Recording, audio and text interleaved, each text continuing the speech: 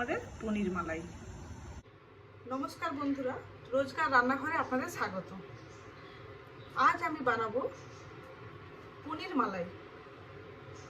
Creamy creamy হবে খেতে, টেস্টেও দারুণ। দেখুন কি কি লাগবে। পনির আমি নিয়েছি 300 গ্রাম, একটা টমেটো কুচি, অল্প একটু আদা, 3টে কাঁচা লঙ্কা, কাজু, আর এখানে চারমগজ আর পোস্ত একসাথে বেটে নেবো। চারমগজ, পোস্ত আর কাজুটা একসাথে বাটবো, আর টমেটো, আদা, কাঁচা লঙ্কা একসাথে বেটে নেবো। আর একটা যেটা লাগবে, সবথেকে গুরুত্বপূর্ণ জিনিস, সেটা হলো আমুল দুধ। আমি একটা ছোট প্যাকেট নিয়ে নিয়েছি আমুল দুধের। একটা কড়াই নিয়ে নিয়েছি, এর মধ্যে আমি দেবো সাদা তেল।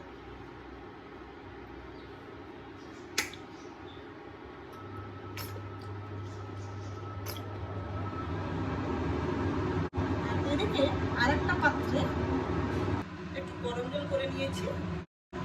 তেলটা গরম হয়ে গেছে, ওর মধ্যে একটুখানি আমি হলুদ মিশিয়ে দেবো, যাতে পনিরগুলো ভাজা হলে একটু ভালো লাগে, কালারটা আসে। ওর মধ্যে একে একে পনিরগুলো আমি ছেড়ে দেবো,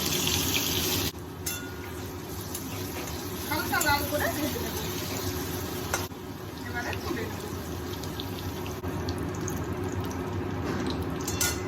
করে রাখা গরম জলটাতে একটু লবণ মিশিয়ে রেখেছি, ওর মধ্যে আমি এটা দিয়ে দেবো। এইভাবে সব পনিরগুলোকে ভেজে দেবো। এগুলো ভাজা হতে থাক, এই ফাঁকে আমি মশলাগুলো ভেজে দেবো।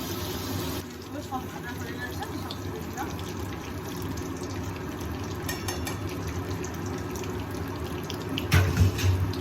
ওই তেলের মধ্যে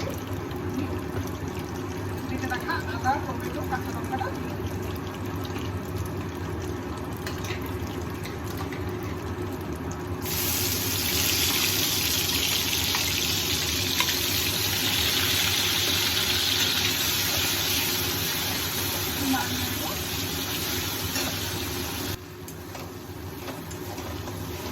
টমেটো আদাটা হালকা করে ভেজে দিলাম।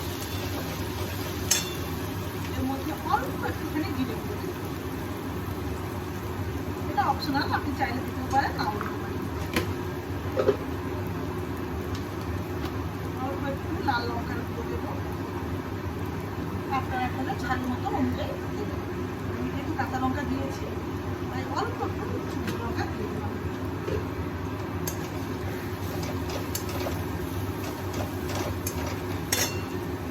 আর অল্প হলুদ দিলাম।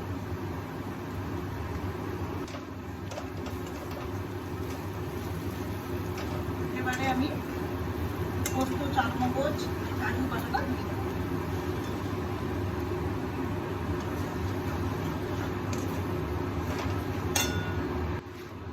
মিক্সি ধোয়া জলটাও দিয়ে দেবো।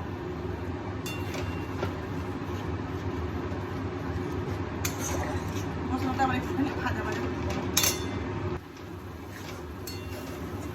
মশলাটা ভাজা ভাজা প্রায় হয়ে গেছে, দেখুন চারিদিকে দিয়ে তেল বেরোনো শুরু হয়ে গেছে। এই সময় 2 চামচ মতো গুঁড়ো ভালোভাবে মিশিয়ে দেবো।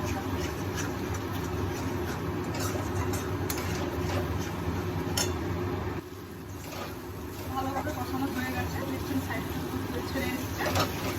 এবারে আমি ওই জল শুদ্ধ পনিরটা দিয়ে দেবো।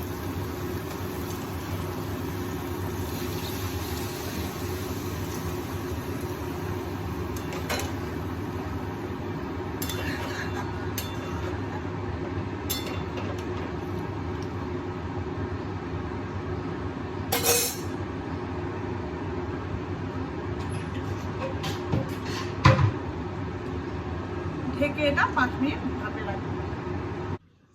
হয়ে এসেছে, দেখুন কালারটা কত সুন্দর এসেছে। একটু মিষ্টি চিনি অ্যাড করবো এর মধ্যে।